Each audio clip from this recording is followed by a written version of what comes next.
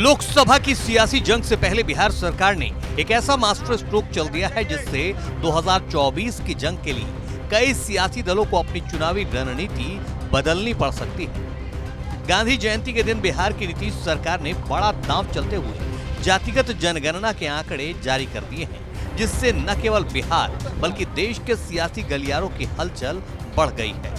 बता दें कि बिहार के मुख्य सचिव समेत कई आला अधिकारियों ने प्रेस कॉन्फ्रेंस कर जातीय जनगणना की रिपोर्ट जारी की। रिपोर्ट के मुताबिक बिहार में 36% अत्यंत पिछड़ा, 27% पिछड़ा वर्ग, 19% से थोड़ी ज्यादा अनुसूचित जाति और 1.68% अनुसूचित जनजाति की जनसंख्या बताई गई है। अधिकारियों के मुताबिक जाति आधारित गणना में कुल आबादी 13,07,25,310 बताई जा रही है। बिहार सरकार की तरफ से विकास आयुक्त तो विवेक सिंह ने बताया कि बिहार में सवर्णों की तादाद 15.52%, भूमिहार की आबादी 2.86%, ब्राह्मणों की आबादी 3.66%, कुर्मी की जनसंख्या 2.87%, मुसहर की आबादी 3%, यादवों की आबादी 14% और राजपूत की आबादी 3.4% है। रिपोर्ट को लेकर विकास आयुक्त तो विवेक सिंह ने कहा कि जातीय जनगणना से सरकार फोकस होकर हाशिए पर गए लोगों के लिए बेहतर काम कर सकती है। ये स्टेज 1 है जहां आपके पास आंकड़े आ गए। ये आंकड़ा सुलभ करना ही अपने आप में बहुत बड़ा चैलेंज था। इसमें अभी पहले तो स्टैट्स जब आपको मिलता है तो आपके प्लानिंग ज़्यादा पॉइंटेड रहते हैं। जो हम टारगेटेड जो ग्रुप्स हैं, बहुत बार आप देखेंगे कि कोई पर्टिकुलर ग्रुप का एजुकेशनल लेवल वैसा नहीं है, इकोनॉमिक लेवल ऐसा नहीं है, तो कभी भी आपका जब स्टेटिस्टिक्स इन डेप्थ आप जाते हैं तो आपको टारगेटेड अप्रोच करने में फ़ायदा होता है। जातीय जनगणना के आंकड़े जारी होने के बाद सीएम नीतीश कुमार ने पूरी टीम को बधाई दी। सोशल मीडिया साइट एक्स पर नीतीश कुमार ने लिखा कि जाति आधारित गणना के लिए सर्वसम्मति से विधानमंडल में प्रस्ताव पारित किया गया था। बिहार विधानसभा के सभी 9 दलों की सहमति से निर्णय लिया गया था कि राज्य सरकार अपने संसाधनों से जाति आधारित गणना कराएगी।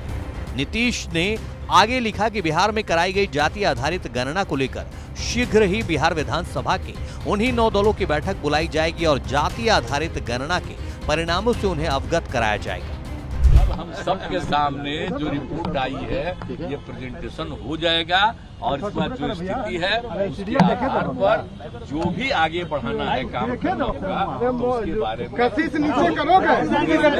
लेंगे। लेकिन कल तक एक बात को रख देना जरूरी है और उसके बाद जो करना होगा अरे नहीं दिख रहा यार आगे बेहतर कोशिश करेंगे। लेकिन अभी कुछ कहना ठीक नहीं, कल भर जरा सा हो जाने कल के बारे के बाद धीरे धीरे आपको पता चलेगा। वहीं बिहार के डिप्टी सीएम तेजस्वी यादव ने इसे क्रांतिकारी कदम बताया, साथ ही देश भर में जातीय जनगणना की मांग की। तो लगभग जो है 64% पिछड़ा अति पिछड़ा समाज के लोग हैं और 20% SC ST लोग हैं। तो ये आंकड़ा जो है लगभग जो है आप समझिए कि 85 के आसपास जो है पिछड़ा अति पिछड़ा दलित समाज का जो लोग हैं वो आंकड़ा जो है देश के सामने जो है अब आ चुका है। अब हम लोगों का लड़ाई रहा है सामाजिक न्याय का और जो दौर है आर्थिक न्याय का। जो कमज़ोर लोग हैं उनको मुख्य धारा में लाने का। तो सरकार की यही कोशिश होगी, यही प्लानिंग होगी कि जो साइंटिफिक जो डेटा मिला है उसी हिसाब से हम कल्याणकारी योजनाएं, जो लोग गरीब हैं, जो जातियां गरीब हैं, हालांकि गरीबी हर जातियों में है, तो उनके लिए जो है विशेष योजना जो है हम लोग बना करके लोगों को लाभ पहुंचाने का काम करें। और यही नहीं, जब बिहार में हुआ है तो हम लोग तो चाहते हैं कि प्रधानमंत्री जी और भाजपा के लोग जो हैं पूरे देश में जो है जातीय जनगणना जो है कराना चाहिए। इधर नीतीश कुमार के इस दाव से भाजपा में हलचल मच गई है। रिपोर्ट जारी होने के बाद भाजपा नीतीश सरकार पर हमलावर है। केंद्रीय मंत्री गिरिराज सिंह ने तो नीतीश सरकार को आड़े हाथों लिया और कहा कि जातीय जनगणना से गरीबों में भ्रम फैलाया जा रहा है। इसके साथ ही गिरिराज ने सरकार से उनके काम का रिपोर्ट कार्ड मांग लिया। जातीय जनगणना बिहार की जनता में, गरीबों में भ्रम फैलाने के सिवा कुछ नहीं है। इन्हें तो रिपोर्ट कार्ड देने चाहिए थी कि 33 साल 18 साल नीतीश बाबू और 15 साल लालू यादव, ये दोनों ने मिलकर राज किया और गरीबों को क्या उद्धार किया, कितने लोगों को नौकरी दी, कितने लोगों की हालत सुधरी, ये रिपोर्ट कार्ड होनी चाहिए थी। बता दें कि पिछले कई महीनों से नीतीश सरकार जातीय जनगणना को लेकर काफी उत्साहित थी, जिसे कांग्रेस समेत कई राज्यों ने भी मुद्दा बनाया हुआ है। यूपी में अखिलेश यादव जातीय जनगणना की मांग कर रहे हैं, तो वहीं राहुल गांधी ने भी राजस्थान और मध्य प्रदेश के मैदान से जातीय जनगणना का कार्ड खेला है, जहां उन्होंने कहा कि देश के सामने एकमात्र मुद्दा जातिगत जनगणना का है। केंद्र की सत्ता में आने के बाद हम सबसे पहला काम जातीय जनगणना कराएंगे। नरेंद्र मोदी जी से पूछा कि आप कास्ट सेंसस से डरते क्यों हो? कास्ट सेंसस का डेटा सबके सामने रख दो, जो आपकी सरकार की सच्चाई है, आप हिंदुस्तान की जनता को दिखा दो, डरो मत। मगर नहीं, उनके मंत्री कहते हैं हमारे ओबीसी के विधायक हैं, ओबीसी के सांसद हैं, और उन्हीं सांसदों से आप लोकसभा में बात करो, वो आपसे कहते हैं कि भैया देखो,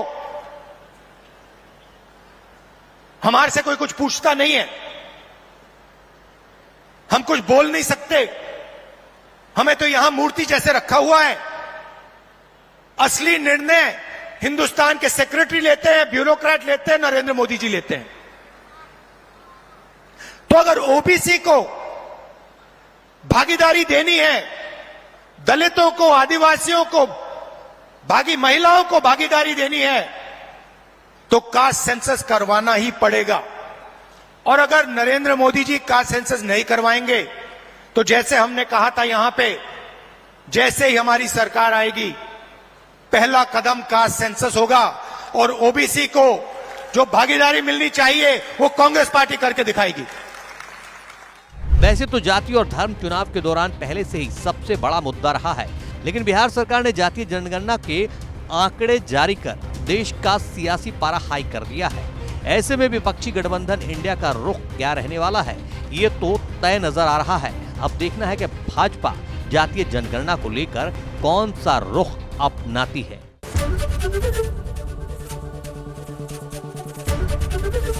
एबीपी गंगा, खबर आपकी, जुबान आपकी।